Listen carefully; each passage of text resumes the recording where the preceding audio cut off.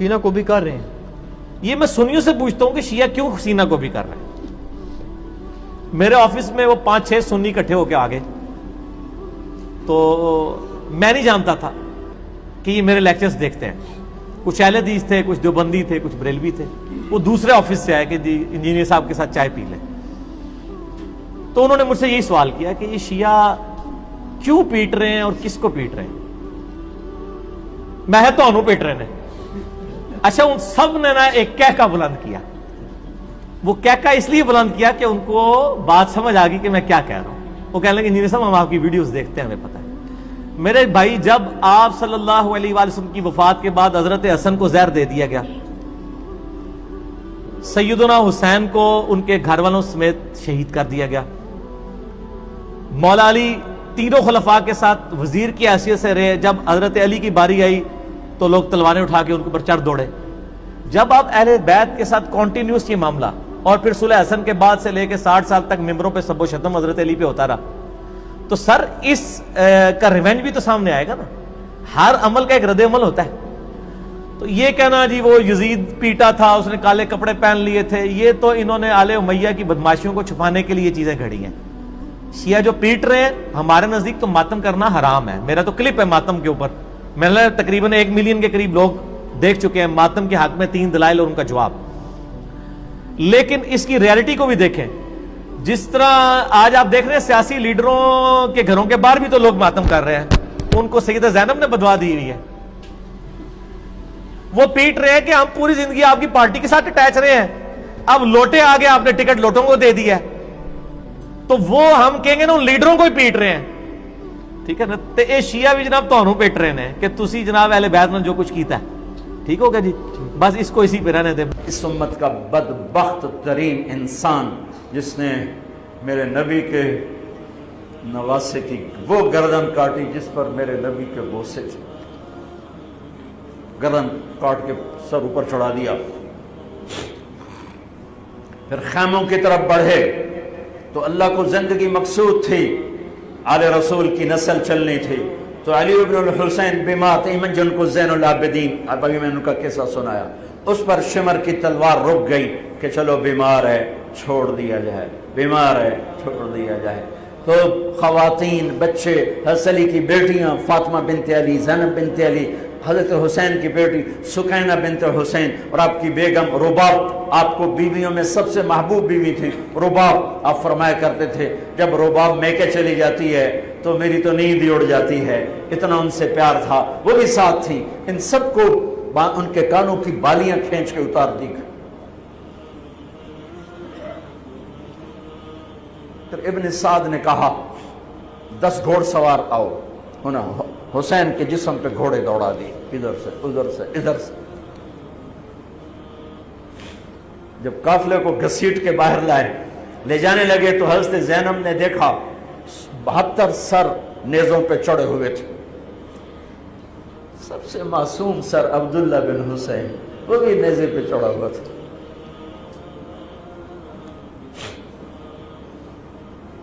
ہم نے کربلا کو افسانہ بنا دیا, یہ کمائی کا ذریعہ بنا لیا. یہ ایک پیغام ہے طبقات امت کے لیے, مت ضمیر بیچو, مت ضمیر بیچو. ٹکڑے ٹکڑے بدن. تو حضرت زینب کی زبان سے چند الفاظ نکلے جنہوں نے, آپ حیران ہوں گے, کوفی لشکر والے رونے لگے جو ابھی قتل کر رہے تھے, ان کی آنکھوں میں آنسو آ گئے. قوا محمدا وا محمدا.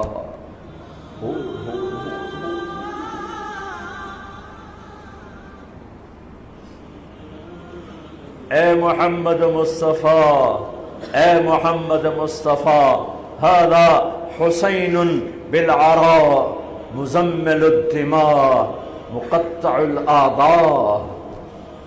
وا محمدا وا محمدا, اے محمد مصطفیٰ, اے محمد مصطفیٰ, بناتک السبایا ذریتک مقتلہ تصفی علیہا الریاح. آج حسین کی بارات ہے محمد مصطفیٰ، آج تیرے نواسے کی بارات ہے، آج اس نے اپنی بوٹیوں کا ہار گلے میں ڈالا ہے، اپنے خون کے قطروں سے بنا ہوا لباس پہنا ہے، آج وہ سرخ جوڑے میں بڑا حسین نظر آ رہا ہے، آج وہ سرخ جوڑے میں بہت پیارا لگ رہا ہے، اس کا جسم بکھرا ہوا ہے، اس کی بوٹیاں بکھر گئیں، اس کے بدن کے ٹکڑے ٹکڑے ہو گئے، آج اس کا لاشا پڑا ہے، یا ہے محمد مصطفیٰ آج آپ کی بیٹیاں قید میں ہیں، آپ کی اولاد ذبح ہو چکی ہے، ان پر کفن ڈالنے کی اجازت نہیں دی تھی ان بدبختوں نے، تو تصفی علیہ الریاح، کوفے والوں نے کفن بھی نہیں دینے دیا، تو ہم ہوا نے مٹی اڑا کر آپ کی اولاد کو مٹی کا کفن پہنا دیا ہے۔ ہاں، یہ کٹا ہوا سر پھر صرف حسین کا ابن زیاد کے سامنے پیش کیا گیا، تو اس نے منہ پہ چھڑی ماری، پھر چھڑی ماری، پھر کہنے لگا میں نے ایسا حسن نہیں دیکھا کہ مر کے بھی چہرہ مسکراتا چمکتا ہو۔ تو حضرت انس نے کھڑے ہو کر کہا او ظالم، یہ چھڑی یہاں سے ہٹا، نہ کر، میں نے ان ہونٹوں پہ اللہ کے نبی کے ہونٹوں کو لگتے دیکھا ہوا ہے، نہ کر۔ کہنے لگا تو بوڑھا نہ ہوتا تو میں تیری گردن اڑا دیتا، تیری عقل خراب ہو گئی ہے، تو میں میری نہیں تیری عقل بگڑی ہے، آنے والے دن تو دیکھے گا تیرے ساتھ کیا ہوگا۔ پھر یہی سر یزید کے سامنے رکھا گیا،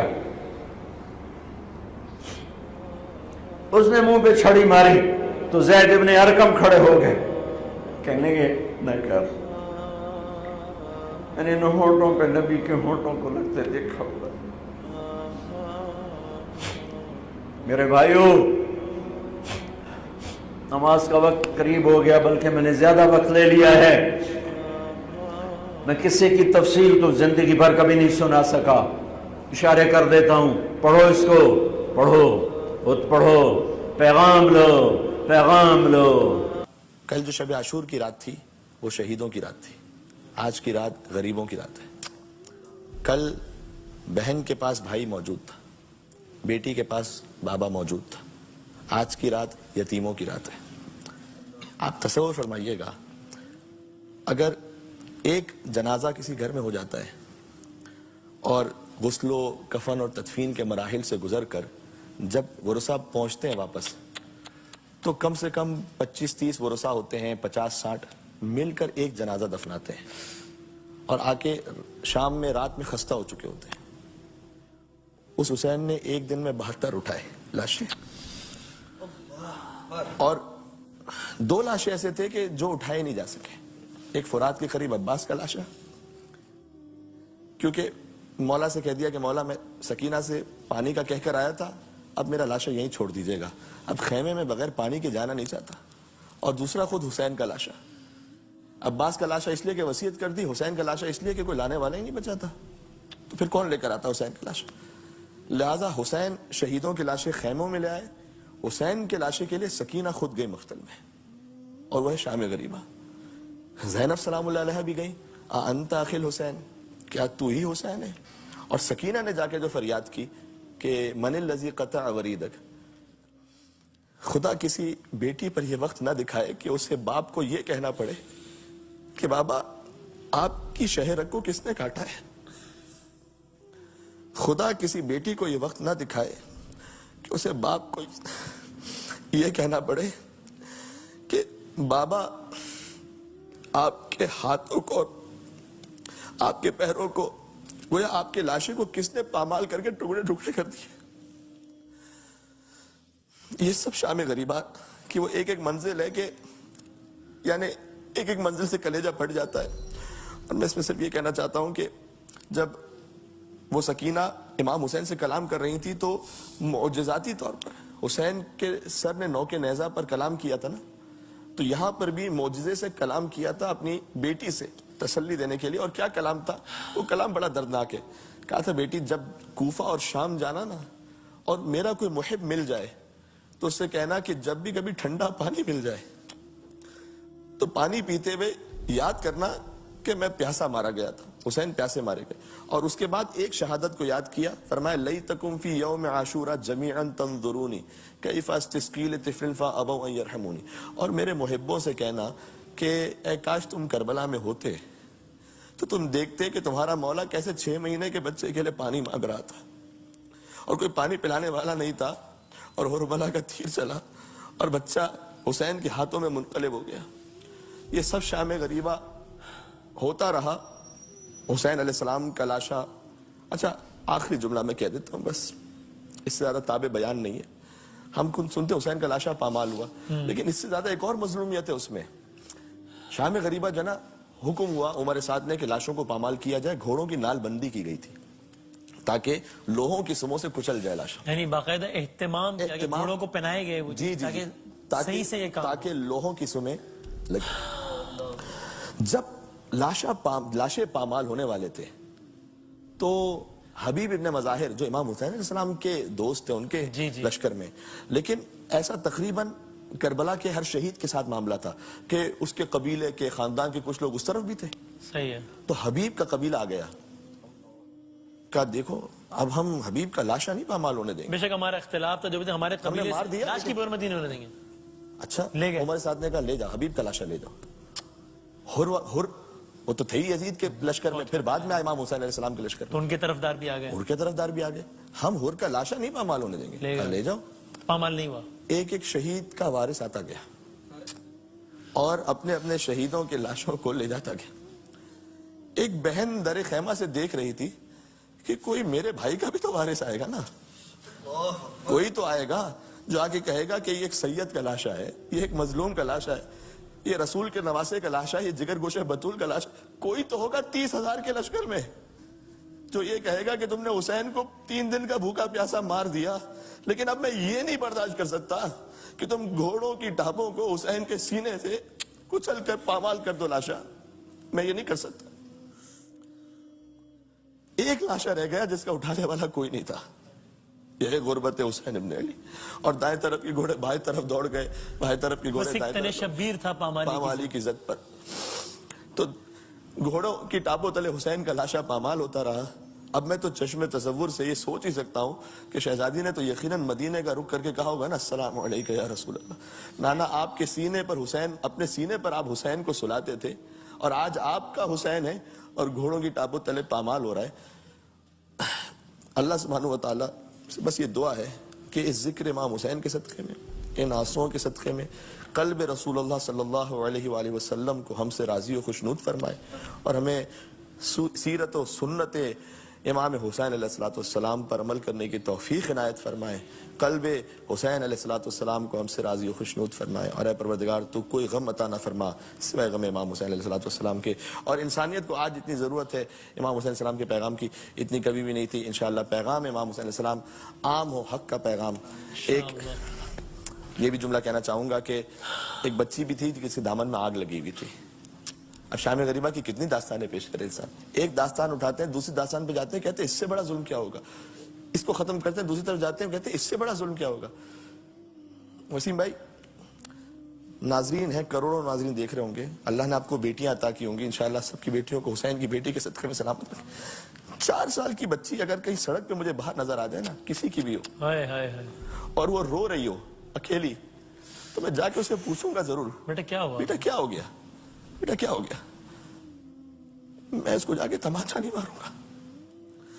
اگر اللہ نہ کرے اس بچی کے دامن میں آگ لگی ہو نا، تو میں اپنا سب کچھ چھوڑ دوں گا، چاہے وہ بچی ایسی ہے کہ مجھے نہیں پتا کس کی بچی ہو. تو ایک بچی تھی جس کے دامن میں آگ لگی تھی اور پانی نہیں تھا. پانی نہیں تھا تو آگ کیسے بجھتی. تو حمید ابن مسلم نے آ کر کہا کہ میں آگ بجھاتا ہوں، ہاتھ پکڑ کر اہتمام کر کے. تو فوراً پیچھے ہٹ گئی بچی. کہا میں آل محمد سے تعلق رکھتی ہوں، کوئی نامحرم میرے جسم کو ہاتھ نہیں لگا سکتا. اللہ رے شریعت کا خیال، شریعت کا خیال ان تمام مصائب میں. تو اس نے کہا نہیں بیوی میں فقط دامن پکڑ کے آنکھ بجھا دوں گا. جب اس نے آنکھ بجھا دی تو بیوی نے ایک بات کہی, کہا کہ تو پہلا شخص ہے جو کچھ تھوڑا رحم دل لگ رہا ہے, اب تک تو جو بھی آیا سکینہ کو تماچے مارنے والا آیا تھا, تو مہربانی کر دے کہ کوفہ کا راستہ مجھے بتا دے. تو نے کہا کوفہ جا کے کیا کرو گی؟ کہ کوفہ میں میرے دادا علی مرتضیٰ مشکل کشا رہتے ہیں, تو میں ان سے کہوں گی کہ دادا آپ نے جب آپ کوفہ میں تھے تو آپ یتیموں کو پالتے تھے, جب علی کی شہادت ہوئی تھی تو کوفہ کے چھوٹے چھوٹے یتیم بچے آ گئے تھے, کیونکہ طبیب نے کہا تھا کہ مولا علی کو کہ دودھ پلایا جائے, تو وہ کہہ رہے تھے کہ اے مولا حسن آپ ہمارے حصے کا دودھ دے دیں علی کو.